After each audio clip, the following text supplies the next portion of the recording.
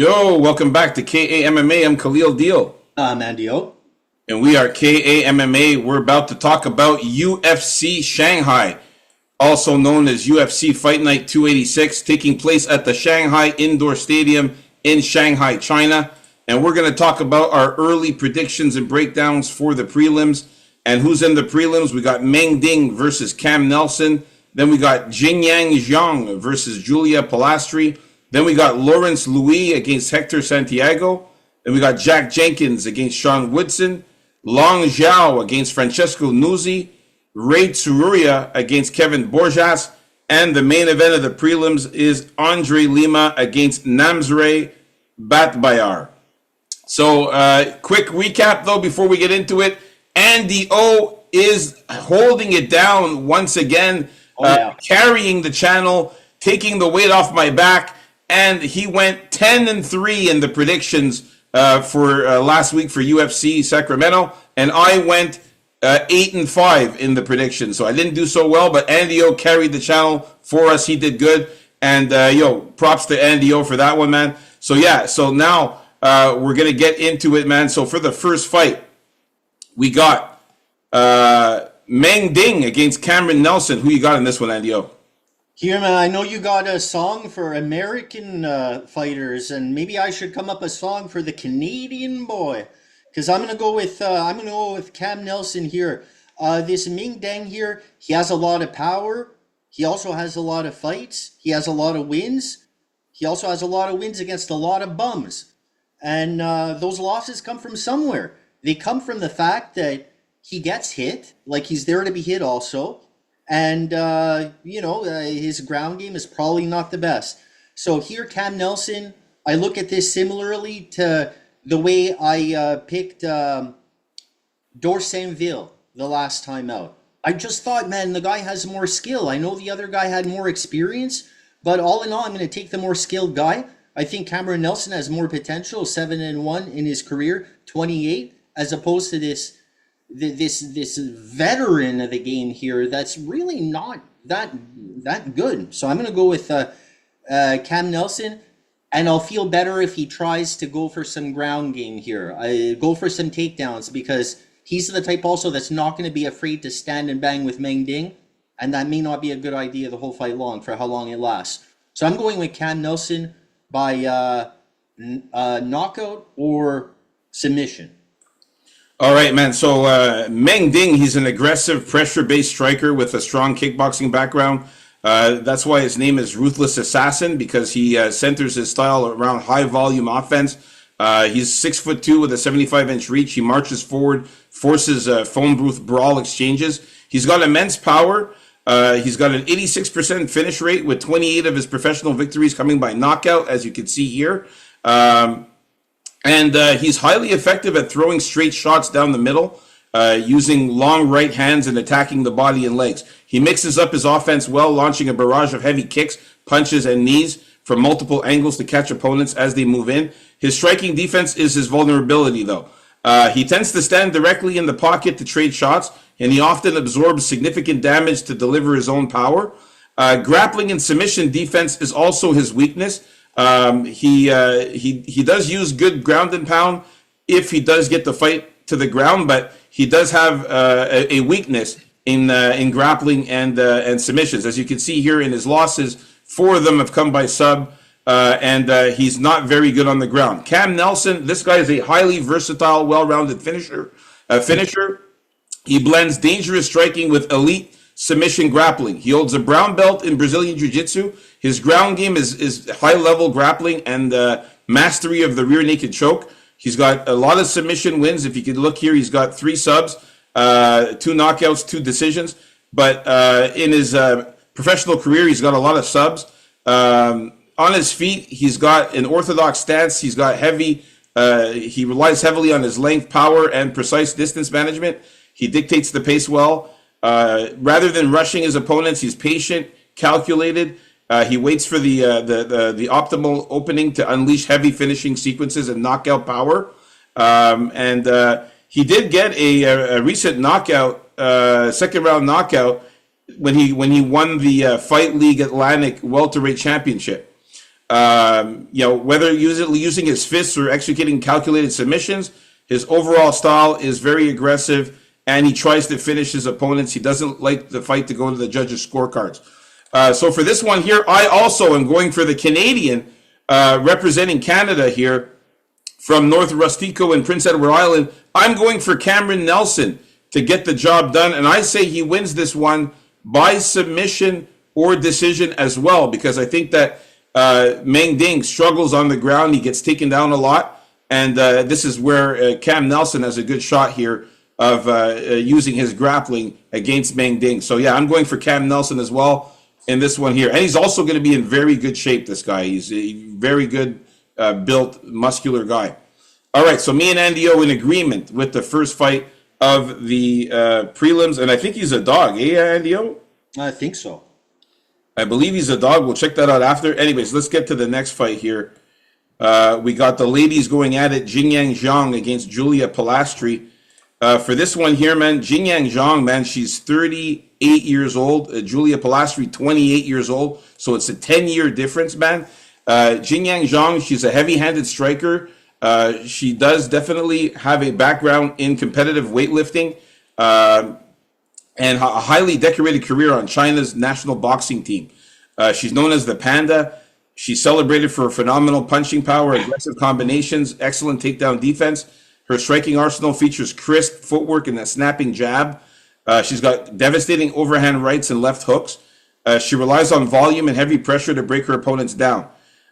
She's exceptionally difficult to take down. She pairs her physical strength with excellent defensive grappling, and she likes to keep the fight standing. She's even dedicated a bit of her training to Brazilian Jiu-Jitsu. She has won the China Open BJJ Championship and holds a brown belt in BJJ. Julia Pilastri, very aggressive forward pressing striker. She's a very good Muay Thai striker. She's got a black tip rank in Muay Thai. She's nicknamed Psycho. Her fighting style is defined by relentless high volume aggression, walking her opponents down, using sharp jab, cross knee combinations, heavy kicks. She fights at an incredibly high pace as well. She's got very good cardio. And she likes to trap opponents against the cage and use violent clinch game with short punches, elbows, and knees. She's got great cardio, and she likes to get into close quarter exchanges. But sometimes her relentless offensive style can leave her open to get hit. She often absorbs significant damage because of that. Her striking is good, though, and she does have a good grappling arsenal as well. She's got good jiu-jitsu as well, Brazilian jiu-jitsu, and she's got strong takedown defense as well. And then when she does get the fight to the ground, she's very good to posture up and rain down ground and pound or hunt for submission. So for this one here, I like Julia Pilastri, the younger fighter in this one, man. I think she gets the job done. And, Jingyang Zhang did not look good in her last fight as well, right? She lost, I think, she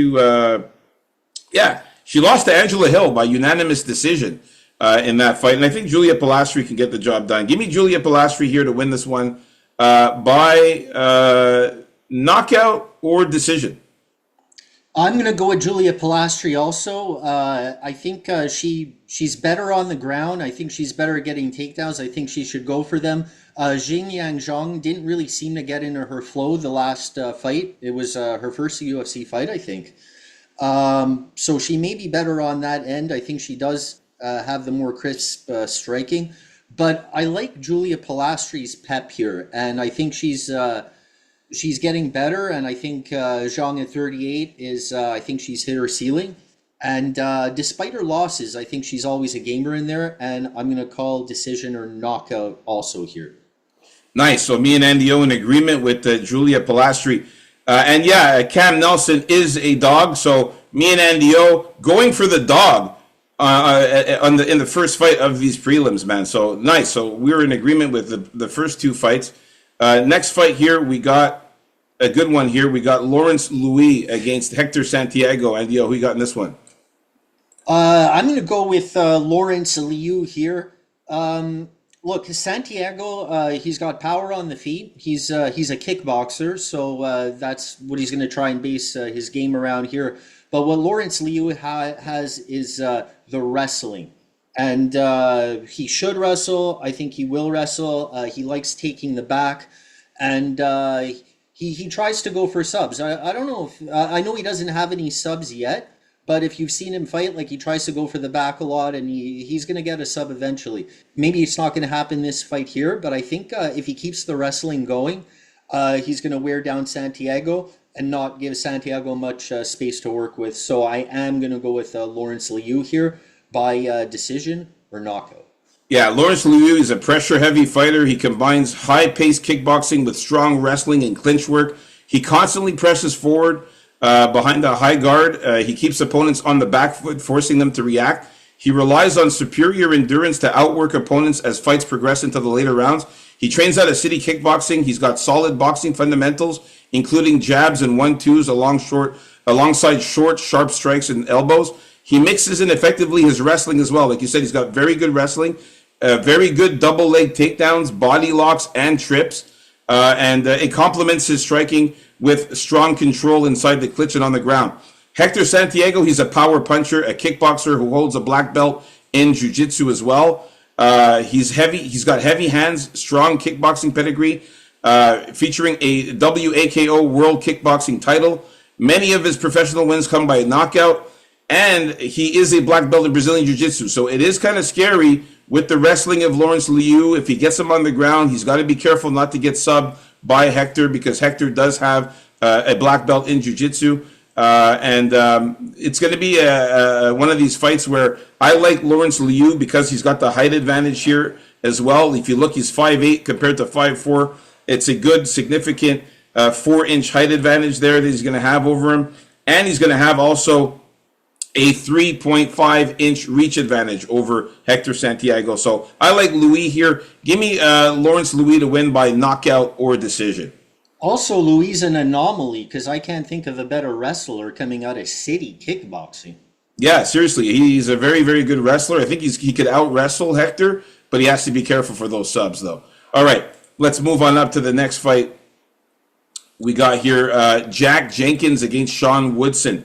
Now, this is a very lopsided fight, I find, between these two, especially as far as size is concerned, man. Sean Woodson is actually 6'2", and Jack Jenkins is 5'7". So you can see right there a huge height advantage for Sean Woodson.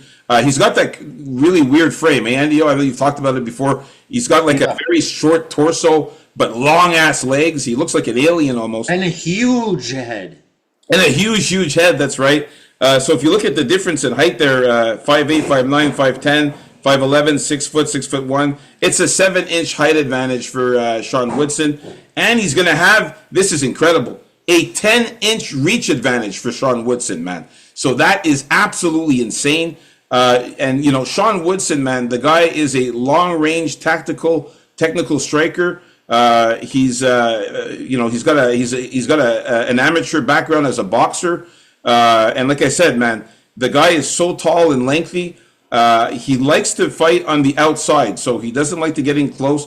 He's a boxer type of fighter, which he relies on high volume, highly accurate punches. He's got good combinations. He doesn't look for single shot knockouts. He likes to pepper his opponents from the outside, keeping his opponents on the end of a steady, sharp jab. He controls the center of the cage. He's very fluid, good footwork to reset his angles and pick opponents apart methodically. He frequently employs an unorthodox, relaxed guard, occasionally holding his hands low because he relies heavily on his head movement, distance management. And, you know, I just think that this is going to be too much for him, man. He's also very sneaky. He's got good flying knees and a good front headlock guillotine choke. Jack Jenkins, this guy is more of a he's an all-around fighter, man. He's very good. He's very calculated, very aggressive, calculated precision boxing. He's got powerful punches, good takedown defense. He has trained in Muay Thai and Brazilian Jiu-Jitsu, and his signature strikes include powerful punches and takedowns, and tries to control the fight and secure victories. But I'm going for Sean Woodson, man. I just think he's going to be too tall. The reach advantage, height advantage, the boxing, I think he's just going to piece him apart. Give me Sean Woodson by knockout or decision here.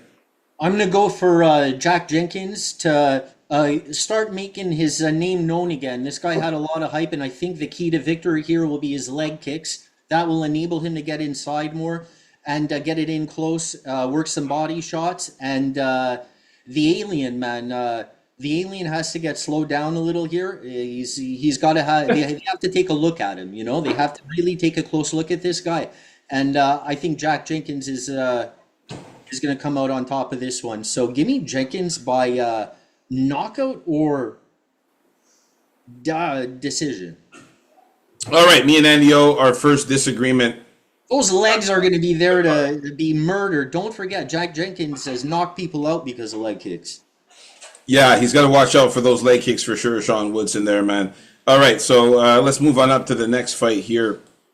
We got Long Zhao against Francesco Nuzzi. Okay, here Long Zhao, I think if he decides to become more of a wrestler here, I think it's going to be a lot easier to beat Francesco Nuzzi here. Although I do think he'll win nonetheless because he really is more of a grappler. And if you've watched his UFC fights, you wouldn't really know because he like stands and bangs a little too much. When you know he's better on the ground, so he must grapple here. Francesco Nuzzi, about him, he loves it at range, and those kicks are very good. He's got nice kicks, nice knees too up the middle, but he has holes, and I just don't trust him as at a whole here. I don't trust his sub defense. I think that's a path for Long Zhao to get a win here. He has a lot of subs, and I think it's time for him to break out another sub here. Also, I think being a guy from sorry, wait a minute. No, that's my other note here. Sorry. Especially if he can get him up against the fence, I think he can have some success even with his striking Long Zhao. The thing is to eliminate that range because if he stays where Nuzzi likes, he can really put a hurt on him. So give me Long Zhao by sub or knockout. Yeah, man, Long Zhao, man, this guy, his fighting style is a strong emphasis on grappling and wrestling.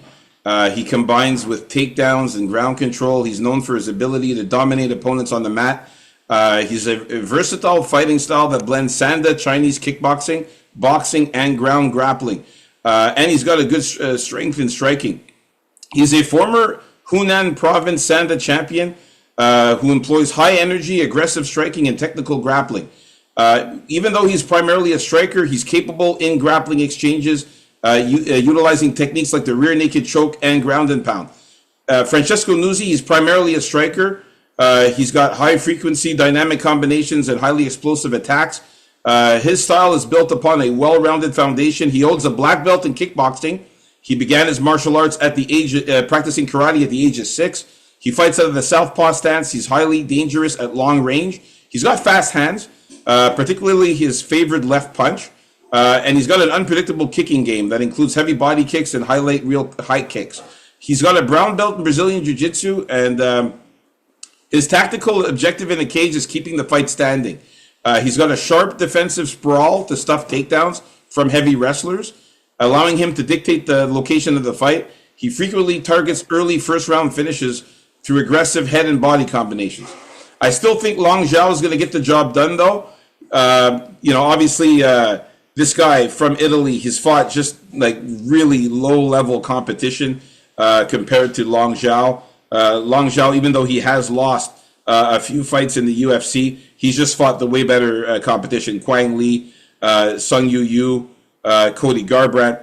And this guy, Francesco Nuzzi, it's all lower-level opponents in Cage Warriors and PFL. So, yeah, give me Long Zhao to get the job done. I say he wins by submission. Wait a minute. Yeah, that's what I was going to say. Guys from Cage Warriors, they have trouble when they're backed up against the fence, and they don't like being put on the back foot too much. So that's going to be another key for Long Zhao. Yeah, so me and Andy are agreeing with Long Zhao. I got him winning by sub. You can see the 2 losses of Francesco Nuzzi come by sub. So I'm going to go with submission or decision win for Long Zhao here. All right, so me and Andy are in agreement. Let's move on up to the next one. So you think Long Zhao is a better striker than he is a grappler? Long Zhao, I think he is a better grappler and wrestler than he is a striker. But he's also good at striking as well, man. So, he's good at Chinese kickboxing. So we'll see how that plays out against this Italian here. I just think that he's got way more experience, man, over the Italian. Anyways, let's get to the next fight here. We got Ray Tsuruya against Kevin Borjas. For this one here, man, I got to go with Ray Tsuruya, man. Ray Tsuruya is really good, man. He's a dynamic, grappling heavy fighter.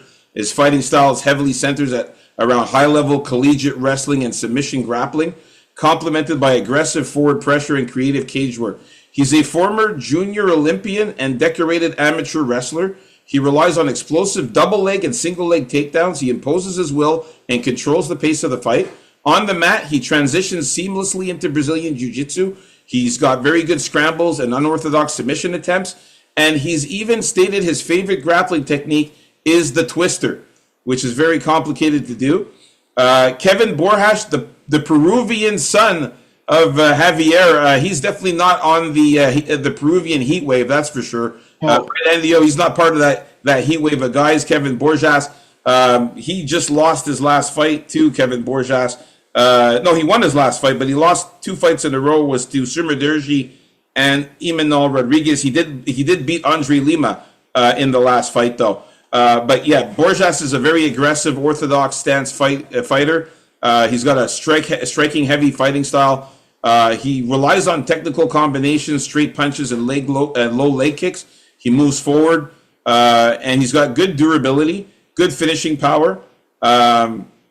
He started karate at the age of 12 and Muay Thai at the age of 14. He trained in Kung Fu as well. So this guy's he likes the fights standing. Like he's not a grappler or a wrestler at all. He keeps the fight standing all the time. He favors his overhand right hand as his power punch, and he's got straight strike combinations. He can grapple and defend takedowns when necessary, but he prefers to keep the fight standing. When the fight does hit the mat, he's not very good. So I'm going with Ray Tsuruya to get the job done, take him down, and ground and pound him out. Give me the knockout or submission for Ray Tsuruya here, man. Yeah, I'm going with Ray Tsuruya, whose only loss was to Joshua Van. And Joshua That's Van, not a bad loss. Joshua Van's amazing, you know. not a bad loss, and he's getting better at being hard to deal with when you get him down. So there's that. And Kevin Borjas, he beat Andre Lima, who's on this card also, by being good on the back foot and being very, very evasive for a lot of that fight. He has good boxing and he has trouble with the grappling. That's why I think Ray Tsuruya will really get that grappling going. He'll get his shots in too. He's a well-rounded. He's a fun guy to watch, and I think it's going to be another loss for the Peruvian son here. Give me Tsuruya by knockout or no, by decision or submission. Our boy Javier's son is not winning this one. All right, let's move on. Not this one, but we have another son coming up. Yeah, we do. Next is going to be the main event of the prelims. Guys, if you haven't already, hit that like button, subscribe if you're new. Shout out to all the new subscribers. And check to see if you're still subscribed. YouTube has a tendency of unsubscribing. We lost a few subscribers, maybe due to that. But hey, guys, jump back on, subscribe. We are always on the rise. And Andy O, we got Andre Lima against Namzre Bayar. Who you got in this one, bro?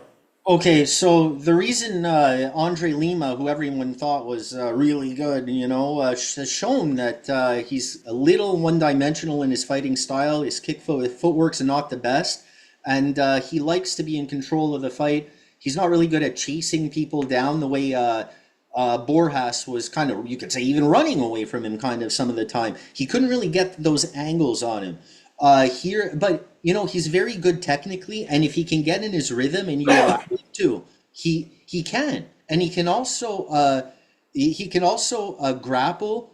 But I think he's better defensively than he is offensively, which kind of makes sense, With Bayat Bar, he's not as good technically. That's why I'm going to pick Lima here to rebound off that upset loss to Borjas. Because I think that's going to overcome the more wild grappling and striking from Bayat Bar. If one thing doesn't work, he's going to go for the next. And I think Lima's going to capitalize on those openings that he's going to be able to get through that. Although it's kind of like chaotic. Bayat Bar is going to want that. Should be a pretty good fight. I'm interested in seeing how Lima responds to this one after a loss. So I'm going to call Lima by knockout or decision. Yeah, Andre Lima, man, he's primarily a kickboxer and striker. He's a highly decorated stand-up artist. His fighting style blends extensive kickboxing experience with a well-rounded MMA approach. His fighting style is a tactical approach, including elite striking. He's a three-time Brazilian kickboxing champion, a two-time South American kickboxing champion, and a WGP kickboxing champion. So this guy is like elite at kickboxing. His go-to striking combinations are hooks and straights, followed by head kicks. In the cage, he's known for utilizing a heavy leg kick clinic to dismantle opponents from the outside. And he is very, very good at grappling and submissions as well. He holds a brown belt in Brazilian Jiu-Jitsu. He can grapple. He can get subs. He's very well-rounded, and he rounds out his game with strong grappling skills, favoring submissions like the arm triangle and the arm bar. Namzre Batbayar is a highly aggressive finisher, a well-rounded fighter who blends heavy striking with lethal submission game. Known as the Steppe Warrior, he's achieved a perfect 100% finishing rate. As you can see here, out of his 11 wins there, 5 knockouts, 1 submission, 4 decisions, and 1 other. But in his professional career, in the amateur career, he's got 5 knockouts and 5 subs out of his wins. That's his amateur career. So he definitely had a 100% finish rate at that time. Of course, obviously, since he's now been fighting out of the UFC, the road to UFC, he's still been getting finishes, man. A lot of finishes here. He seems to have only finishes, man.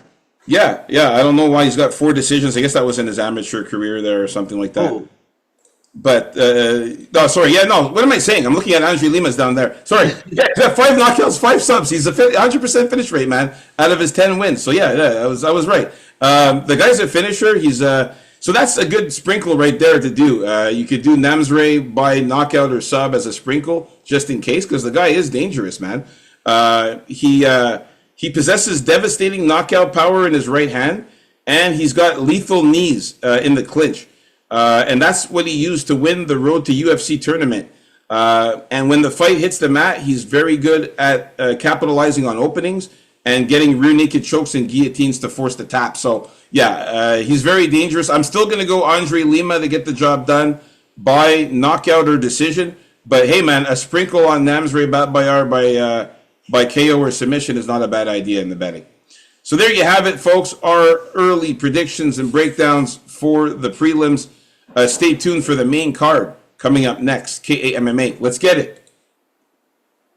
MMA, yeah.